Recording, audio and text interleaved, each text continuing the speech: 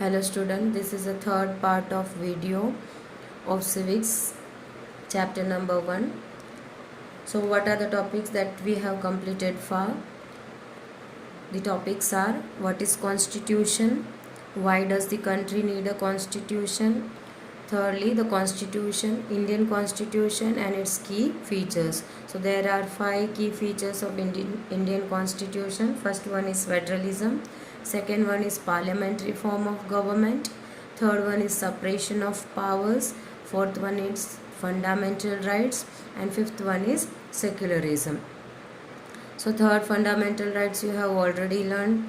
There are 3 organs and the power is being divided into these 3 organs. First one is legislature, second is executive, and the third one is judiciary. So in detail you have learnt in previous videos. So we are moving to the fourth feature of Indian constitution, that is fundamental rights and directive principles. So before that you have to know this, that there are 3 type of governments. First one is monarchy. So in monarchy government, the king is ruling, so it is ruled by king. Secondly, the second government is dictatorship, so it is ruled by one powerful person or with the help of military. So one person who is in power is ruling that area. Third one, we are having democracy. So leader is elected by the citizen. And how is leader elected? By voting. So you can say democracy is divided into 2, that is direct and indirect. So you have to understand what is direct and indirect. Direct means citizen can stand as a contestant in the election. So he can stand as a representative in the election. So that is a direct way in democracy, how they can participate. Now secondly, that is indirect. So citizen elect a representative to run the government and to fulfill the basic needs behalf of them. You have to differentiate. Direct means the citizen himself is standing as a contestant in election, and secondly that is indirect. So citizens chooses or elect a representative to run the government and again to fill the basic needs. Now behalf of them, the person is in the government. He is taking the charge or he is getting the power, and that is the power is provided by the citizen. He is being elected.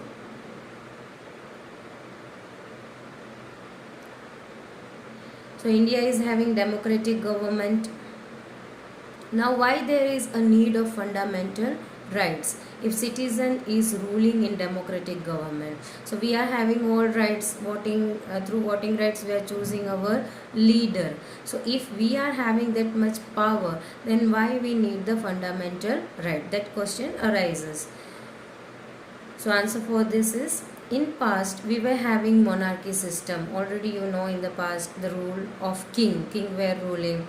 Then later on the Mughals came, they also started ruling on India. Then came the East India Company for trading. First of all they came, and later on they started ruling on us. Now fed up by the monarchy system from many rulers, the revolt took place to eradicate the rule of British, because the last rulers who were ruling on India were the British. So to eradicate the rule of British, and the revolt took place by many leaders, and also the citizen has taken part in this, all people of India. Now we got freedom after this revolt. What was the end result? We got freedom after great struggle. So from this you can understand that in monarchy and British rule, people were not getting any rights. Now they were exploited in many ways. They were not having any kind of freedom or voting rights, because they have to follow what the rules and regulations were made by the ruler who is ruling on them. So there were number of rulers and different rules and regulation, and they has to follow them. So when India became free and when the constitution was drafted, so the member of constituent assembly took care of the need of citizen, what they need. So they took care, constitution assembly, because already they were fed up of by the monarchy rule. So when they become free, so constitution was drafted. So the member of constituent assembly, so they were also taking care of the people's need. Now what were their need? Like diversity was looked after, different community were looked after, because India was the place where number of religious people, number of caste peoples were living together, they belonging from the different communities, so they has to be looked after. So rights of citizen also, like in monarchy rule they were not having any rights to vote or to express their feeling, so that is been also looked after, that their rights also should be taken care of. Now rules and regulation which has to be implemented, that also has to be taken care of. It should benefit the citizen, it should not exploit again the citizen, so that the rules and regulations were also made according to the people's need. Now and also ensure to give equality and to maintain the dignity of every individual. So before, in the past, they were not getting any kind of equality, or their dignity was not maintained, so that has to be also looked into. So this is how the need of fundamental rights arises. So from where you will get the rights. So the need of fundamental rights arises over here because of this. Now the section of fundamental rights referred to as the conscience. Conscience means the moral sense, the knowledge of the Indian constitution, because they understood the need, and then it become a part of constitution. Colonial had created a certain suspicion of the state in the minds of nationalists. How? What kind of suspicion created in the minds of nationalists? Nationalists understood that British had misused their power. They were already misusing, they were doing whatever they were willing to. So when they were ruling the state, so they were misusing the power. Here state means India. They didn't give any freedom. Tax was collected. More and more exploitation were done with the people, and in many ways. Also the divide and rule policy was used, etc. There are many things, so I have written few only. So this was been done when the British was ruling. Now when the India got freedom, then they would eradicate power. So British rule is going to end over here, and it would be handed to the elected representative, because in elections we are going to choose the leader, so that power is going to be handed over to the representative. Now if it is handed over to representative, so what will happen? Representative can also misuse their power.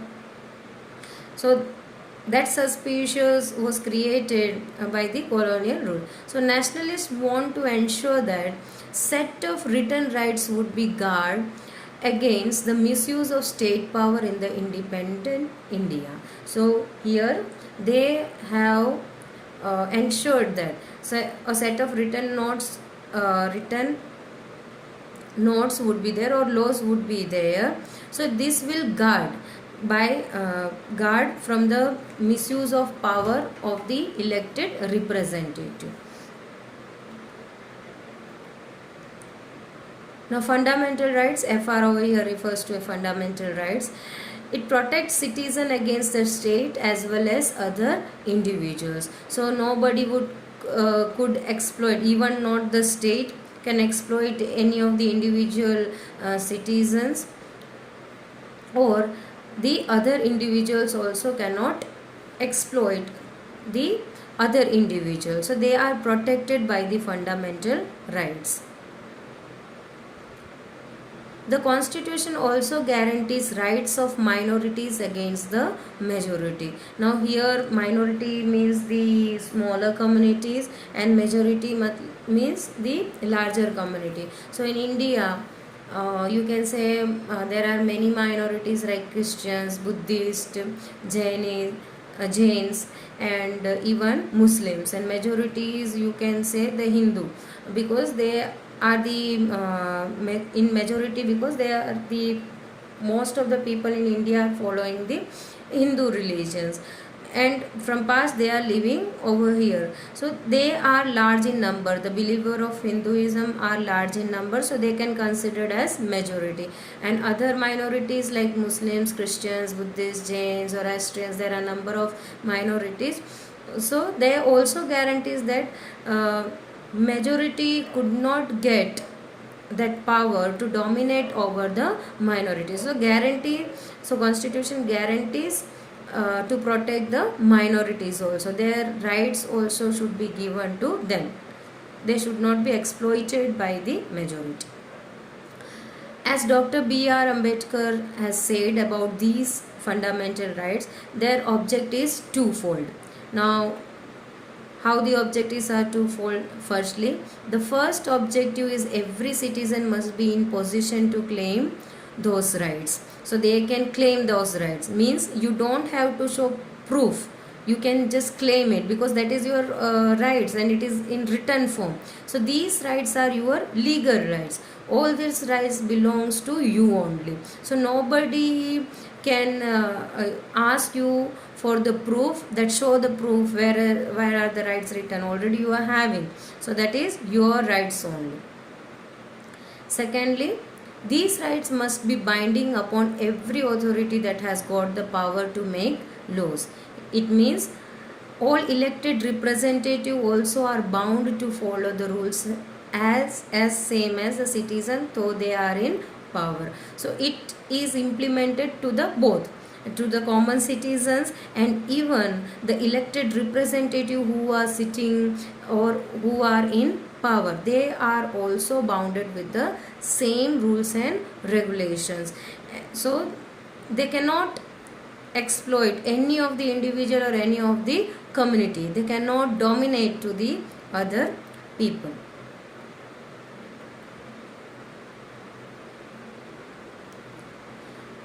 So the fundamental rights includes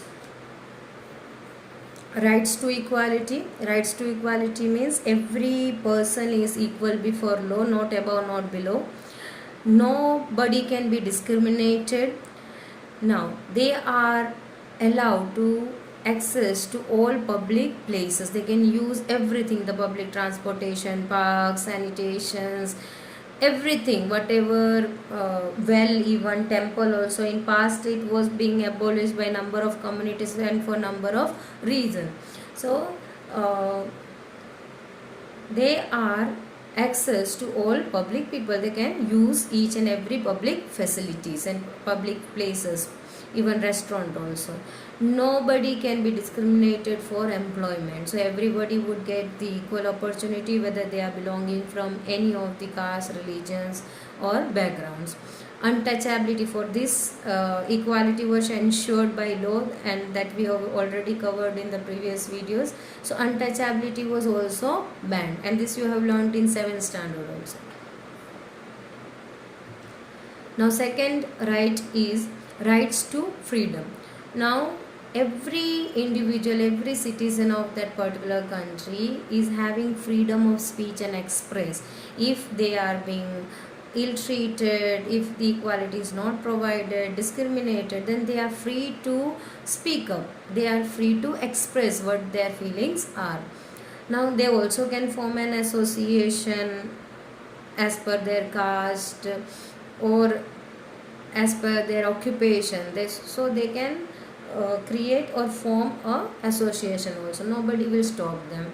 They can move freely wherever they want to move. So the particular citizen is not belonging to the particular area or particular state only.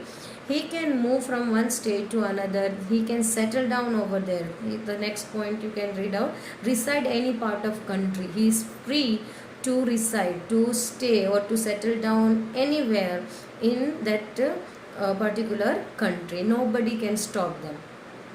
Any profession can be choose. Now in 7th standard and 6th standard you may have learned that the people belonging to the particular varna, they have to choose that only. Like Brahmins have to become only Brahman, Kshatriya can also only become the Kshatriya, and Vaishyas, they are having number of occupations. Carpenters, uh, who are following the carpentry, now their kids will follow the same occupations in the further generation. So they were not allowed to choose any other profession or any other occupation. So here the person is free to choose any of the profession, occupation, or business. Nextly, we are having rights against exploitation. So constitution prohibits human trafficking. Already we have learned in this glossary, human trafficking means purchasing and selling of human being was being prohibited. If anyone is doing this, then they are being punished. Now forced labor also is not allowed. Forced labors means if they have taken any loan, if they are not able to pay back, then many of the contractors or many of the people are forcing the labor to work in free until and unless they are not paying their debt. So this forced labor was also being prohibited. Now employment of children under 14 years of age, so this was also prohibited. No children under 14 years are allowed to work in any of the firm. If it is done, or if it is done by any of the firm or any of the working area, then they are being again punished. So this is also prohibited. Nextly, we are having right to freedom of religions, means right to practice any religion, right to profess and propagate the religion of their choice. So if one person is belonging to the Hindu religion, so he can just practice other religion also. He can convert him into another religion also. He can become Muslim, Christians, Zoroastrians, Buddhists, Jainis. He can become, or he can choose any of the religion and can practice. Nobody, but one thing, nobody can force that particular person to choose the other religion. That would be his or her will or choice to convert to the other religion. Nobody can force. So there is no religion bounding also. The person, the citizens are free to choose any of the religion. Now nextly, we are having culture and education rights. Now constitution states that all minorities, religious or linguistic, can set up their own educational institution in order to preserve and develop their own culture.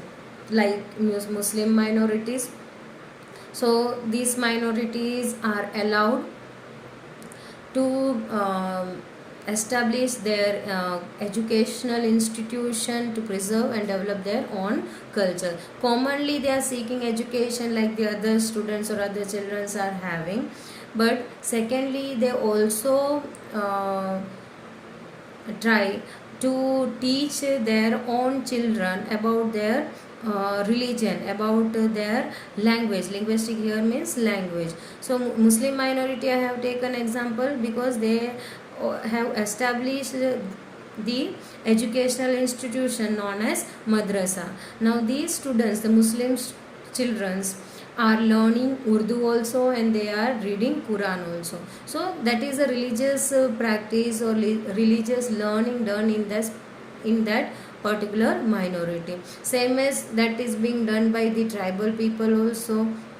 They are also having certain kinds of language and certain kind of religion to follow. So they are also taking the common education what the other children are seeking, and as well as they are learning about their community, about their religion and their language also. So they can set up any educational institution. So they are free in India to set up their educational institution. Next is rights to constitutional remedies. Citizen can move to the court if they believe their fundamental rights have been violated by state or any powerful people or any individual. So constitutional remedies, the citizen is having every right if they believe that their fundamental rights, so there are many fundamental rights already we have learned. So if it is being violated, then, and violated by whom? Here state means any of the state, if they are violating it, or any powerful people like any authority or those who are in power, or any individual, the common people also can be said. So any of them, if they are violating their rights, then they can directly move to the court to file a case. So they are free.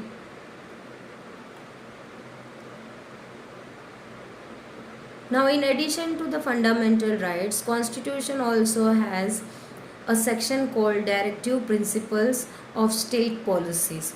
Now, this was designed by the members of Constitution Assembly. Constituent Assembly also drafted the Constitution. So, this is also a section that was being designed by the Constituent Assembly.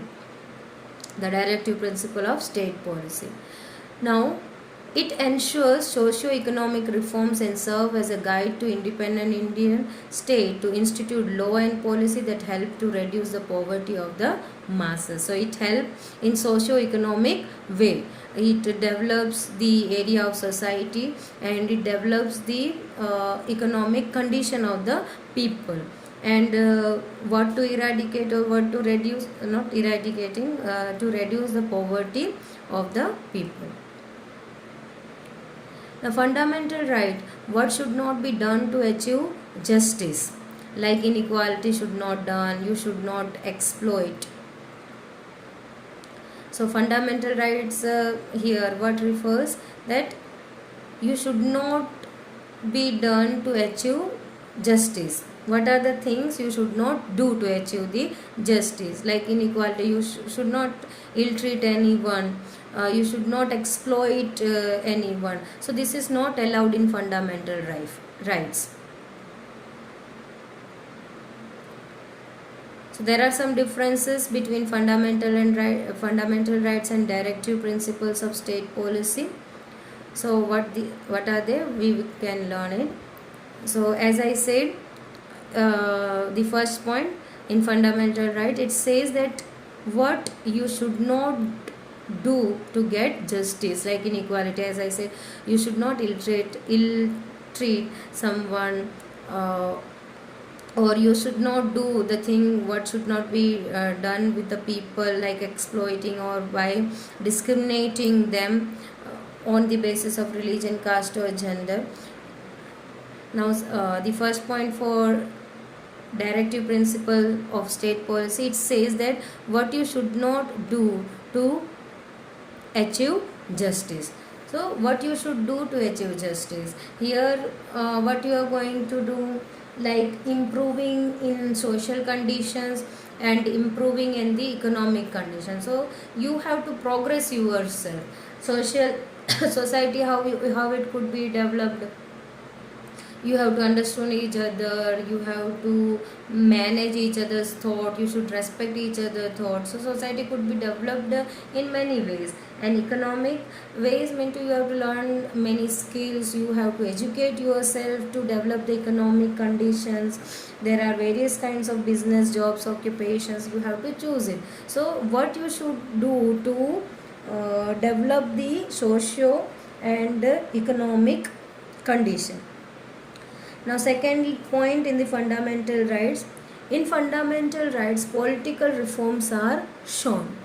It means the political reforms country, what are the rules and regulations. So according to the laws you have to follow, you have to follow the rules and regulation, and that has been shown what is mentioned in the system that you have to follow. And in directive principle of state and policy, socio-economic reforms are shown. What is the condition of society, what is the condition of economic, so accordingly that you have to work to develop yourself. Third point, in fundamental right, that is fundamental rights are justiciable. Justiciable, if it is violated, then as I said in the last one, the constitutional remedies, so you can directly move to the court if it is being violated. But whereas DPSP, it means Directive Principles of State Policy, is non-justiciable. You cannot complain anyone that my society is not developed or our economic condition is not developed, still we are poor. So that cannot be, you cannot register a case in the court. So this is not done in the DPSP. Whereas in fundamental rights, you can directly move to the court if it is being violated. Hope you have understand these 3 points. Now DPSP ensures to grade the social economic reforms. It is ensuring to develop, great here means to develop the social economic reforms. So it try to promote the welfare of the people. Now how they try to promote the welfare of the people? By providing them the basic needs like shelter, food and clothing. So that is socio-economic condition, developing shelter, the housing, proper housing, providing the proper housing, and also providing the food and clothing. So that is the better living if it is provided to the common citizen. The constitution has laid down some principles and guidelines on which state has to work, and state has made the provisions. So there are some principles and guidelines, so where the state has to work, that is being said by the constitution, and what are the provisions that they have to make. Example, I can say, for the weaker sections like poor people, they are providing free legal aid, equal pay to both men and women. Like for the poor peoples, the BPL cards are available, the ration cards, so they don't have to pay for the food what the market price, they don't have to pay. In free also they are getting the grains from the rations card. There are many things in government hospitals, menial charge are taken from them, so they can get better health also. So there are many, free education is also provided for the weaker section. So there are many legal aid which is provided to them, and even the help in agricultural practices also, there the government is helping in by many schemes. Now the other example, equal pay to both men and women. In many cases we have seen that in the same firm male and female are working, but they are not paid. The same work is done by both the gender, but they are paid differently, because it is considered as that women are working less compared to the men, so they are always paid less. But all these principles and guidelines are not enforceable in the code, so no one can raise the question, as the last point again in the DPSP, that they cannot raise the questions, they cannot ask why, they cannot complain anyone. So in short, they cannot move to the court to register any kind of case, because the government is keep on trying to improve their conditions. So they cannot promise that in this period of time or within the short span it could be improved, because they are talking about the masses and some short percentage of people. So they have to improve that condition of the people, and it take many years also. Now the last topic is secularism. It means that state does not promote any one religion as the state religion. So here clearly you can understand, any state cannot promote one religion. It means that state is not belonging to one religion only. Any of the other religious people can stay over there, they can settle down over there, they can practice their own religion also. So they cannot promote any of the one religion. India is a secular state, whereas Pakistan is Islamic state. Now, why is India called a secular state? There are many religions, many castes, many beliefs followed in India. Whereas Pakistan, you can say that is called as Islamic state because it is following only one religion.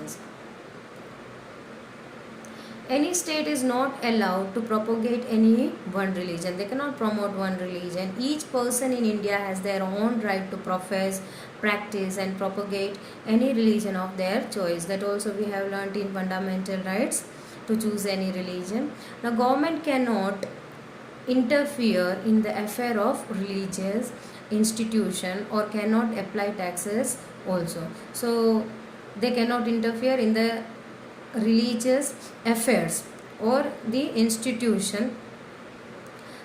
They can follow their institution, like education institution, what we have learned. So that is religious institution. So they cannot interfere in that matter, and also they cannot enforce any kind of taxes to follow certain kind of religion. So that is not allowed by the government. They cannot interfere.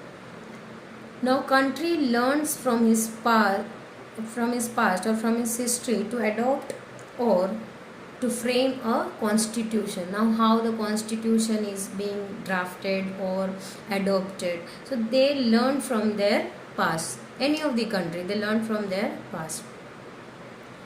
Written constitution is also followed by citizen and also the person in power. Also, both have to follow. The authority have to follow and the common people of the country also have to follow. So that constitution is in written form.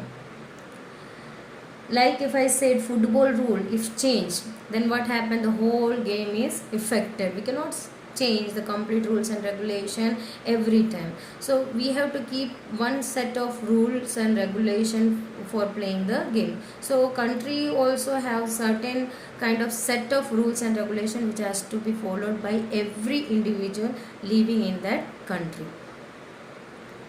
So you can say constitution is rigid and also flexible also. Now, why rigid? Because it cannot be changed. And why flexible? In some cases it could be changed if there is a need. As the time passes away, many community, many religions are living there. If we feel like the fundamental right, if it is violated, so on that basis some sort of laws can be changed. So it is flexible also. It is rigid and flexible. Not every law can be changed, but some of the laws can be changed according to the need of the people of that country. The fundamental rights is in written form, so the state cannot misuse their power. Amendments are done according to the needs of people. As I said, the changing of the rule.